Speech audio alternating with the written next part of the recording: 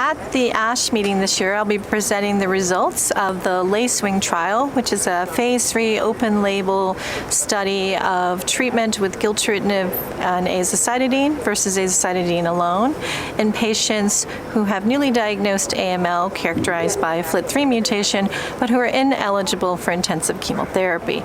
On this particular trial, we were examining whether the combination of Gilteritinib, which is a potent FLT3 inhibitor approved in the relapsed refractory setting, would add any benefit or toxicity to azacitidine alone for the treatment of these patients. Now, unlike fit patients, patients who are unfit who have FLT3 mutations tend to do relatively poorly.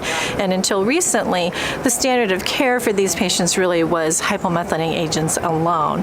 In this trial, patients who are 65 and above who were ineligible based on age, or if they were of any age, who were ineligible based on comorbidities or performance status, were enrolled, and initially the randomization included a third group of patients getting Gilteritinib alone, and that was subsequently removed. Overall, about 123 patients enrolled in the trial, and to summarize, there was no difference in the primary endpoint of the study, which was overall survival between the two groups. However, there was a significant difference in the composite CR rate. Patients receiving Gilteritinib azacitidine had a composite CR rate of 58%, as opposed to patients who received azacitidine alone, which was 26%.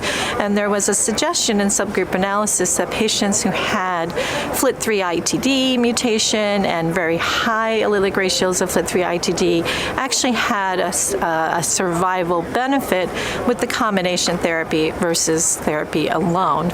Therapy identified no new safety signals and reasonable pharmacokinetics. So although this is considered technically a negative study based on the lack of an overall survival benefit, I think there's encouraging activity with the combination drug. When you looked at the patients in the azacitidine alone arm, there's some questions because many of them received subsequent AML therapy, including FLT3 inhibitor, and many received subsequent Gilteritinib. So whether that confounded the results or whether differences in some of the baseline characteristics, such as performance status, might have influenced it, we don't know.